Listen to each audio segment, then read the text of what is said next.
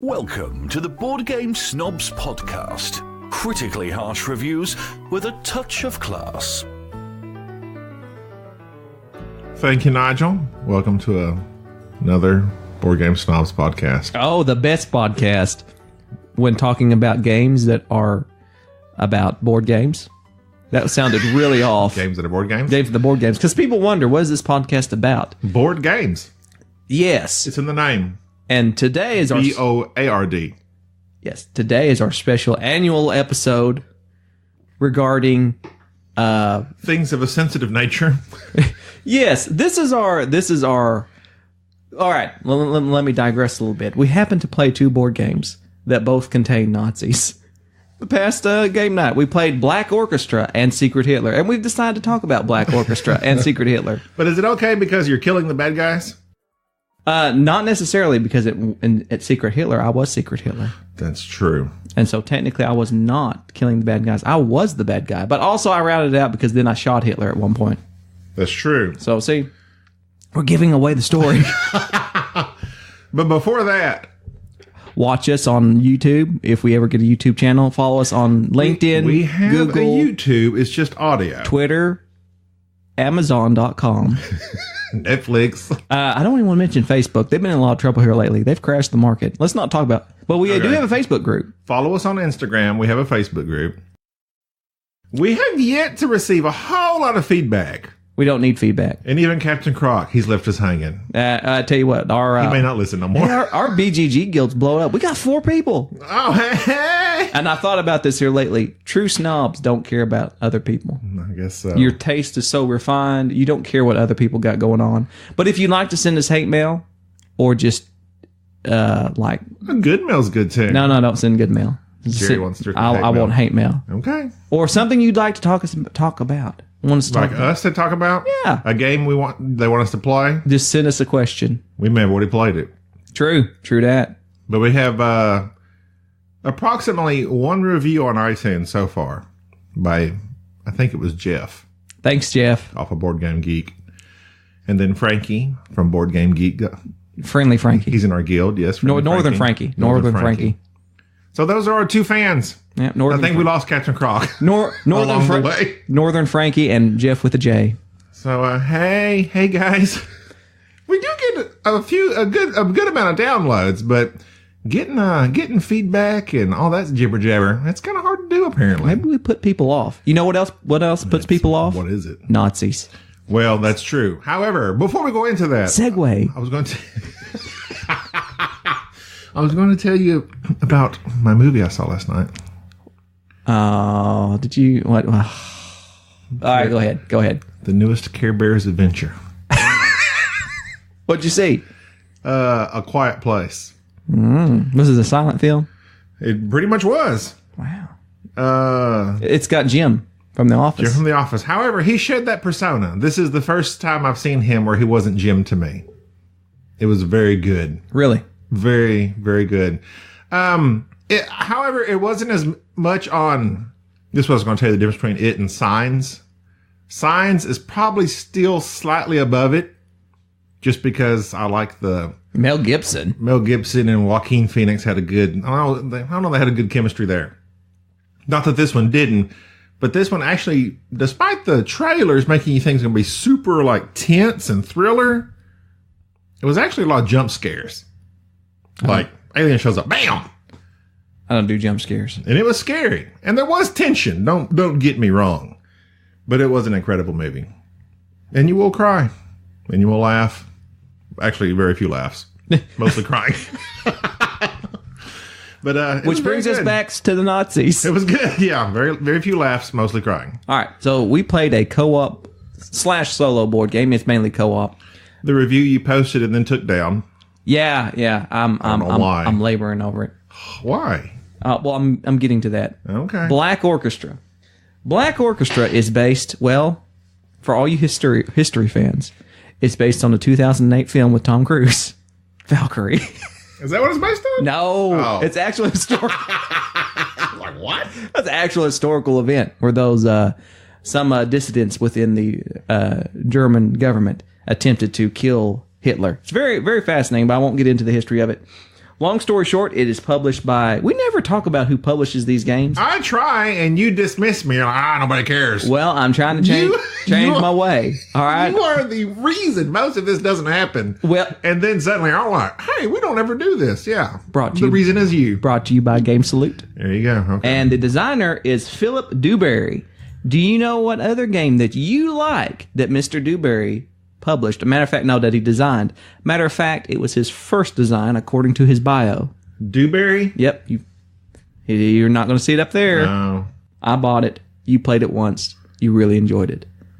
I can't think of nothing off the top of my Revolution, the little bidding thing. Oh, yeah. I thought that was Steve Jackson. Well, it's published by Steve Jackson. But apparently this guy designed it. So, anyway, so he's got a hit under his belt with you. Yes. So, one. Black Orchestra. You're trying to kill Hitler. Hitler's bouncing around the board. It's a co-op game. You're trying to drive up you each select a character. You're trying to drive up your character's motivation to be able to attempt plots. You're also trying to keep your suspicion low so that the Gestapo doesn't show up and torture you. Don't say nothing. About the Gestapo? Keep your suspicion low. Oh, yeah, I'm all super suspicious. I'm not super suspicious. I'm just suspicious. You're very suspicious. Anyways. And if you get caught, you draw these little cards that you have to decide on your own if you've been caught by the Gestapo and make a decision that will affect the rest of the team.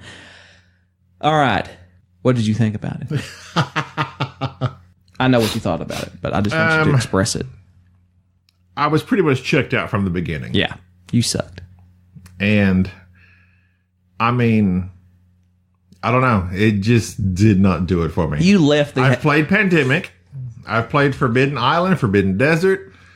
I played several co-ops, but this one just did not. I don't know if maybe I was in a bad mood that night. You were in a bad mood. Maybe I was in a funk. You were not in a funk to kill Hitler. But it just, I did not, the theme did not come through. Like, I just felt like we were picking up cards, reading them, moving around on the board. Okay, Hitler moves here, his team moves there. I got nothing from it. I felt nothing. I was disengaged. I was checked out. And I did not like it. 9. I loved it. Ja. I loved it. Is it Ja or Ya? It's Ya. You don't pronounce the J. Ya. It's kind of like the G in Jeff. No, Jeff. Jeff? Jeff? Oh, Geoff. No. So we played this game, and myself and our sound guy, Enrique. He's not really our sound guy, but he's sound guy. Yeah, because he sits over here. He's our silent partner. Well, see, he's the sound guy. Doesn't say anything. He's the non-sound guy. He's a quiet place. He's in a quiet place. He sat there, and we loved it. We were thrilled. We were standing up. You roll dice, and you have to. It's very. The game is very, very, very difficult. You stood up at the end. No. Of the whole game. You left. Yes. You left the room. The last half of the room, I took over your character. We were hatching this plot. We were collecting items, and then you Why have did this. I leave? You walked out. Was I that disengaged? You're that disengaged. You just wandered out. I've never seen you. This is the first game I've ever seen you get up and leave from. So that should tell you something. I know, but that's why I had to take the review down, because I gave it a glowing review and then took it down and realized that you're the other half of the Snobs part. Well, I did PS it. Well, yeah, I mean, it was good. I mean, you're free to review what you want to review. I know, but I played it again. And what I found was that I enjoyed it co-op. I did not like it solo, and here's why.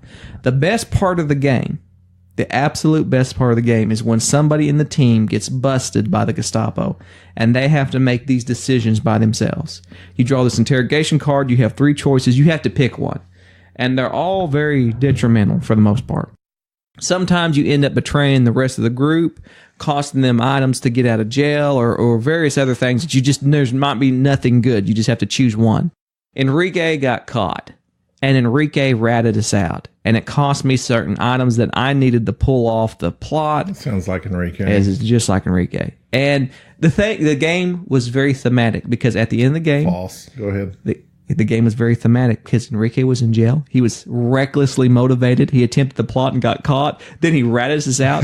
That caused me to lose motivation down to where I was just kind of... Jerry made me do it. Yeah, I was just motivated, and your character was completely at the bottom of motivation. And you left. You literally got up. Yeah, definitely not motivated. Yes, and so our characters literally reflected our feelings of the game. You were very timid. Interesting. I was motivated, and Enrique just loved it. So... But in connection with that, I played it solo. Completely different game. I did not enjoy it solo. There's no tension. There's no guy tension in jail. It is literally at its best when there's at least, I'd say at least 3. I'm going to say 4 people. You need a big group. You need a group that's going to be into it. You need a group that's going to try that would change it for me. Like if everybody's super into it. But I didn't like Hitler randomly going around the board. And I know that's part of that's every game. I know, but it mixed it up. It mixed it up. That you're nitpicking this. I mean, when you think of that's why I discounted your. That's why I discounted your opinion because it was. But post your review. I'll post my review. Don't tell me just what leave to my do. PS on there. This is America. You can do what you want. I'll do what I want to do. Is Orchestra spelled with a K in this version? I don't know. Why am I thinking that? I think that you don't know. All German things K's? Are you implying that I'm a grammar Nazi? I don't know. No, you are not a grammar Nazi. I have to fix your reviews. Because of my misspellings? Yes. You don't like to capitalize. You don't like to put apostrophes. I don't believe in apostrophes. Or commas. You don't believe they exist? Nope. I've never really seen one. They do not exist. I've never seen an apostrophe. I've never seen one in the... Have you ever seen an exclamation mark in the wild? There's some English teacher somewhere laughing to themselves. Ha ha ha ha. Like a Steve Irwin out in the woods looking for an exclamation point. Blimey, mate. Look at that semicolon. If you look at there real closely, you'll see that exclamation point. Gorgeous. I don't know where we're going with this. Oh, we're going with this. However, I love Steve Irwin. That makes me sad. If you are sensitive to... But Black Orchestra, to me, is not... It would not be as sensitive... What was the word? Controversial. It would not be as controversial as Secret Hitler would be. Because Black Orchestra, you're literally the group of people trying to get rid of Hitler. And it's just a co-op game. Speaking of which, just FYI, my end-all thoughts of the game is that it was a nice game. If you like historical things, if you like historical games, this had a lot of fluff, excellent artwork. The mechanics were sound to me. I mean, it wasn't mind-blowing. I would rather play this over Pandemic, but then again, I think most people know we're not great Pandemic fans. I prefer Pandemic. Oh, you do? Yes. Enrique loved it because there was tons of cards to read. He likes reading cards. Literally. If you have tons of cards in a game for Enrique to read, he will love it. I like reading my little backstory of my character where I found out that basically we attempted the plot and then I got shot. That's sad. That was sad, but it was true story. True story. Oh, hashtag also, true story. Speaking of which, I was Tom Cruise. I think something maybe about the true story co-ops that disengage me. Really? Because we played Freedom, the Underground Railroad at BGG. We started playing Freedom, the Underground Railroad at BGG. Mm-hmm. It's a weighty subject matter. Both of these are weighty subject matters put into co-op games. And I'm like, I don't know. I know there's much smarter podcasts that could go into the details of should we or should we not be playing these games. And we don't go into those things because we just play these games. Well, here's what I liked about Freedom of the Underground Railroad. Same thing I liked about Black Orchestra. When we got done playing Freedom of the Underground Railroad, I was reading the cards, reading the history of it. I went out and rented books. I went to the library and read books about slavery in that time period and learned about the abolitionists and things that had taken place and looked up some of these people. You did that? Yes, because I thought... Really? I looked at this card and thought, who is this guy? I don't know this guy. Never heard of him. Never heard of him. I'm going to Google you. I have to find out about you. And there's some very interesting stories behind that. Same thing with Black Orchestra. I went through these cards and thought, how come I went out and rented Valkyrie, watched it again. You only need Wikipedia. I know, but you read some of these books, you have to really like just soak it, just be engrossed. Who was the main lady in Freedom? Why do you ask me this now? You're the history guy. I'm one bear in. You have to ask me that at the beginning of the podcast. I don't recall off the top of my head. Okay. But yeah, I looked at the stuff on the assassination attempts of Hitler. It's just very fascinating. And for that, I think the people who get the metagame out of this, like it stimulates you to have conversations, look at things. Overall, I think Black Orchestra, if you're a history buff, you need to buy this game. If you're a co-op fan, if you love co-ops, this is one of the better co-ops I've played. I really, truly enjoyed it. As a solo player, it wasn't worth it. Don't buy it if you're just buying it for a solo game. But if you like Pandemic, if you have a group that really enjoys co-ops, you need to get this game. FYI, our group hates co-ops. We're not. Most co-ops do not. We like beating each other. We do in games. That's how we are. Usually it's Jerry beating us. No, 52%. Although Saturday you didn't win a single game until we played Secret Hitler. I had some problems Saturday. You were having issues. I was having issues. King is dead. I defeated you once again. Undefeated, actually. You are King undefeated. You are undefeated. And King is dead. I will hold on to that with everything I got. Until this podcast is over, because we're going to play it. Let's move on to Secret Hitler. Okay, well, see, this is the difference. Like you said, Black Orchestra is very historical. Yeah. So you can read these cards, you're co-oping, the game it's following historical pattern, whereas Secret Hitler is basically resistance, but hey, let's just add in Hitler. And that part might put people off. Hey, okay, here's what you do. And like you said, you are Hitler in one point. You can go to the website and find the company that makes Secret Hitler and buy it. Because if you don't, you're probably going to buy some cheap knockoff. Or you can get it for free on BGG. You can just print and play it. You can literally, if you want to put together the card, you can. There's also some different variants that adds powers to the various policies that we'll get into. But they also have rethemed it. They're Secret Sith. There's like Find the Sith Lord. Oh. So if you're put off by the same theme of Secret Hitler, Hitler's picture's not even in it. It's like pictures of snakes and weird looking animals. Right. I mean, it's very tongue in cheek. But Secret Hitler is along the same lines as the Resistance. The one person's the president, and that president tile gets passed around the table. That president selects somebody to be chancellor. They give them the chancellor tile. Everybody votes if they approve of this government. So everybody votes yay or nay or yah or nine. Yeah, 9. We played with 6 people, in which that case there was simply 2 people that were the fascists. Yes, and it changes each time. The more you go up, the more the board changes. And so as the president will select 3 at random, 3 policy tiles. He'll look at them. The policy tiles will either be liberal, which are the so-called good policies, the blue policies that you put out there. And then you have the so-called fascist policies, which are the bad policies. And very liberal. So you have liberal and fascist policies. And so they're sitting there, and the more liberal policies that you enact, they don't give you any special powers. But if you enact fascist policies, in bigger games, or especially in our game, you get to look at the other policies and see what's coming up next, or investigate players, or even in our case, shoot somebody, eliminate somebody out of the game. If you enact 3 fascist policies and then Hitler is made chancellor, whichever character is secretly Hitler, then Hitler automatically wins. Or if you enact, I think it's 5 fascist policies all the way down, or 6 fascist policies all the way, then fascists win. If you enact 6 liberal policies, liberals win. That's simple.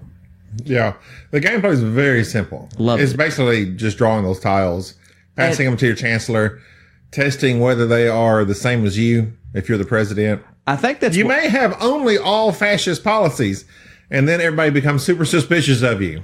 Right. But I think that the thing I like the best about the game is that it moves so quickly. It does. We played... They're like 15-minute games. How many games did we play of that? I think we played about 10. At least. I'm going to say that out of that 10, half were good. Correct. We had about half. We had 2 or 3 games for which the liberals just won out immediately. Yeah, I'd say about, like you said, half. Yeah. Like the liberals just won out immediately. I mean, like just the if the 2 bad guys happen to be positioned together, and then all the good guys are in the same row, and you keep choosing the proper one, everybody knows. Well, it's kind of like Resistance. You can do the same thing in Resistance. Yeah. But there's one thing I did like about this game that you can't do in Resistance. What's that? If you're the spy in Resistance, basically, I mean, you can throw the first one, but after that, you have to throw in your spy. What is it? You fail the mission. Right. Whereas in this one, you can still be good, but it reminds me of that, what's the Battlestar Galactica Express? Dark Moon. Dark Moon, where you may not be a bad guy, but you're only stuck with the option of failing a mission, no matter what you are. So that makes people suspicious of you no matter what. Yeah, and I like that. And the fact is that when it got, the game gets good. I will say this, I was liberal for the most part of the game. It's funner when you're Hitler. It's funner when you're the fascist, when you're having to fake and know when to throw out a fascist policy and know when to when. Okay. basically trying to get people's suspicion up about everybody to hide yourself. Yes. I won because I was Hitler. What about my game? What about your game? My game where it was the first one where I purposely voted fascist. And I shot you. No. Well, yes, you did do that one. I shot you out of spite. Oh, yeah, you did do that shot one. you That out of was it. spite. I just said, I'm shooting you down. So, yeah, this game has rather dark themes. Yeah. So, don't play it with your kids. And don't play it if you're sensitive to historical elements. Such as sensitive. fascism. You know? Yeah, I don't know. It's a weird game to play. It's like I feel kind of bad, but it's fun. But it's just a game. I found it very interesting when it came in the mail. I looked at it. There's nowhere on there's like the front part of the box art doesn't say Secret Hitler. It's like on the side, and it was like it's a very weird incognito. Yeah, it's like incognito. But when I take it to work, I was like, I want to see. Hey, y'all want to play Secret Hitler? It's like you just don't even want to say that. Hitler's just, that tells you just how bad a man he was. You don't even want to say his name. You don't even want to say his name. That's pretty crazy. He killed the mustache, that little mustache. Yeah, Poor Charlie Chaplin. Nobody stopped that. Charlie Chaplin couldn't even bring it back. But like the game, I purposely, I think this may have been the first time we did it. Because usually when somebody was liberal, even if you were like Enrique, even when he was the bad guy, see, I don't even like saying fascist Hitler. I just say bad guy. I guess I'm sensitive. I'm super PC. Soups PC. I'm not. Enrique was Hitler. No, he was a fascist. He's just fascist. But he kept having the choice, and he said, I kept voting liberal to throw everybody off my scent. Well, that's what everybody was doing. So the last game, I was fascist. DJ gave me a choice. I voted the fascist. And then I pretended like, DJ's like, oh, yeah. And then I was like, you didn't give me a choice. And I was trying to make DJ suspicious. Which was a good maneuver. But then DJ, I think against the rules of the game, he was even unsure himself of what he handed me, because then he re-picked up the tiles I handed him and looked at them. Yeah. That messed me up. Well, nobody believed you anyways, and that's why. They were doubtful. They were doubtful, but the next time around, as soon as another fascist policy got enacted, we still won that game. I shot you. Well, I was dead. But well, Hitler lived now on. I feel bad. Hitler because we on. won. That's terrible. Okay, next subject. This is the bad game. No, I loved Play Pandemic. No, I'm just going to throw this out here. I like Secret Hitler better than I do Resistance. It is better than Resistance. And I think it's probably my new... And it plays 5 to 10. Yeah, just like Resistance. It's like my new go-to party game. It's like I have to suss people out. Like, are you going to have a problem with this? I may just have to retheme it. Secret Sith. Oh, yeah, find a Sith. Secret Sith. There you go. Yeah. Do the print and play. Yeah. So, Secret Hitler. I love it. Thought it was great. It's a good game. It's an interesting game. Black Orchestra? Ugh. It's right for some. It's not right for everybody. Okay. Since this is the same day as all this occurred, even though you're going with a certain theme on this podcast, which some may or may not approve of. The Hitler theme, the Nazi theme, annual Nazi episode of... No! Don't say that. No, we're not going to do this annually. No. Oh, yeah, I keep saying... I think it's interesting that you take issue with the word annual, but not... Okay? Not the fact that... The wrong word has been taken issue with. All right. No, this is just our annual. These are the games we happen to play. You use the word annually wrong. I do, but I like it. Free country. Okay. So, please take all this with a grain of salt. Jerry, shut up. Jerry's drinking again. Okay, but before we played Secret Hitler, we played Scythe. More like sigh. Segway. And the second time we played Scythe. No, the second time. According to my BGG stats, this is the 5th time we've played Scythe. I have played Scythe more than that. This is the 5th time you have played Scythe. Okay. And mind you, we played it with the newest expansion, the Wing Gambit, and the last expansion, the Invaders from Afar. And the reason you haven't played it in such a long time is because I have been painstakingly painting the miniatures, which look really nice, if I do say so myself. They did. Not bad considering they're like the only miniatures I've ever painted was those for Anachrony.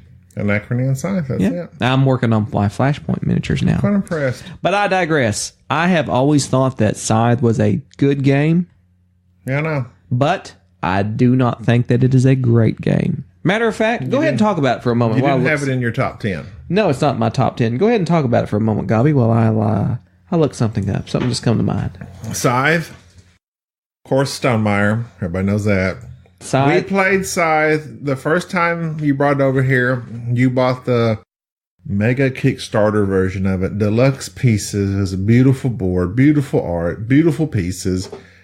Little mix. We set it up. I was enamored. I was so in love with this game. You declared it was your favorite game of all time. It was for several months after the first time I played it. In which I think you won because, of course, you knew the game and knew the rules. And, of course, you win the majority of those times. Go on. Okay. Talk about my winnings. Yeah, sure. Anytime you teach a game and you're the teacher, you should win. Blah, blah, blah. I don't know what you should have win, but you do win. Scythe is ranked, get this, currently on BGG. 10th. 7. So, number 1 is Gloomhaven. It recently overtook Pandemic Legacy. Thank goodness. Then Through the Ages, which I've been learning. We need to play that. Twilight Struggle. Terraforming Mars is 5. I like Terraforming Mars very much. It's a good solo I enjoy, but I don't think it's a 5. So, and then followed by Star Wars Rebellion, Scythe, Terra Mystica, which Scythe is based off of, Great Western Trail, and Seven Wonders Duel is the top 10. I'm just going to throw this out there. Terraforming Mars does not need to be number 5. I don't think so. Scythe, I like it. I own it. I play it. I don't think it's number 5. Scythe does not need to be number 7. Okay, so the point of this conversation is falling out of love with games. Falling out of love. I loved Scythe. We played it. Well, like I said, this was our 5th time, and now that's probably 5 times over the span of the 4 years I've known you. Yeah, we play about 1 game a year because it's so massive. It's so hard to get to the table. That's about right. Because the table I have in our game room is not big enough for Scythe, so we had to go to our dinner table. Because I use a big board. Yeah. And we've played lots of games since the last time I played. And we were playing, and I was moving my guys out. I was doing my moves. I was collecting metal, oil, and I found myself bored. Hurt you so bad? I was bored. I was like, this can't be happening. I love Scythe. Now, granted, I have to familiarize myself again with the game. And towards the end of the game, when we start expanding and we're getting tight on each other, it gets a little more interesting. But the first 2/3 of that game is boring. It's just plain old worker placement, collect crap to build crap. I think that Scythe and I thought about this intently today, thinking about Scythe. Are you thinking about me? Yeah, I was thinking about you. That's sweet. And you're falling out with Scythe. I've always enjoyed Scythe. I didn't think that it was a great game. I never understood the hype around it. I think it is one of the most beautifully produced. You should understand the hype around it. Well, and the hype, but I don't understand why it has that type of hype. It is a beautifully designed game. It looks nice. But as for the mechanics of it, if you are a serious board gamer and you've been in the hobby for several years, you probably have a bunch of games that are very much like Scythe that are better than Scythe. If you are new into the gaming community and you want to learn a game that has a pretty decent rule book, looks really good, that's going to attract people to the hobby, you need to buy Scythe. It's a decent game. It's really, it's intuitive. It is one of the few games that my non-board gaming wife not only played, shout out to Jenny, but beat me at it. I shouldn't have said her name. Beat me at it, and she enjoyed it. She beats you at everything. She's smarter than you. She's excellent when it comes to the games. And Scythe, I sat down, gave a very poor rule explanation. I had never played the game for as soon as I got it, and she just that player board. Everything about that game is Which designed. one does she play? You remember? What? You remember which board? Yeah, white. She was the white, the polonium. What's their ability? I can't they remember. They can cross rivers. Cross rivers or something of that nature. If I remember. And it was very nice. I just don't think it's that great. It certainly is not one of the 10 best board games ever made, but it's enjoyable. I love Olga. I am looking so forward to. They have Kickstarter right now for the digital version of it. They're making a game of it. I am really looking forward to that. I'd love for them to make this the next Game of Thrones. Just put this on HBO, make a show about Scythe. It's great. But as for board gaming, who would be Olga? Let me think about that. Margot Robbie. Alicia Vikander with blonde hair. All right, whatever. Olga, I love you. You and your tiger. I took a long time painting that tiger. I had to paint those stripes by hand. But yeah, I love Scythe. It will always be in my collection, but it is What not about Solo? It's I don't really like it solo. It's always in the top. Well, again, but that doesn't matter. Here's my challenge to you. You play it solo. Play the Automa. Okay. I did not prefer it, but then again, I'm weird about my solo games. You are a war gamer solo at heart. Oh, yes. Yeah. I've got some games coming that we're going to have to play. Okay, well, we'll discuss that on the next one. But Scythe, unfortunately, after this last play, I think I had it as 2 or 3. I think I had this 2 on my top 5. Yep, it's high. And I just played it again, and it's going to have to drop because it didn't do it. Literally, the beginning of it is like playing Kingsburg. We just need to... You're collecting crap, wood, soup, whatever, bricks, building your mechs, building this, and it was boring. We need to play it again and let you kind of rehash your thoughts on it. I like to play it more than once a year. Yeah. That would be nice. Yeah. You know what else would be nice? What? Signing off. Okay. The fans are clamoring for more, but we'll sign off. I'm going to sign off. All 4 of them. Bye, Jeff. Bye, Jeff. Frankie. Captain Croc. Where have you gone? Say hi. Review us, please. Fascist. On iTunes review. It doesn't take a whole lot of time. If you listen on Apple, just go on there and say 5 stars, whatever. No, don't press for 5 stars. No, we need 5. You rate. We need 5. You rate how you think we are. If it's low, it'll screw us. No. Yes. You do you. No, listen to me. Rate us legitimately. Jerry doesn't even have Apple. He doesn't know what he's talking about. I'm Android. Yeah, exactly. Here's your problem. I just changed from my BlackBerry. Oh my God.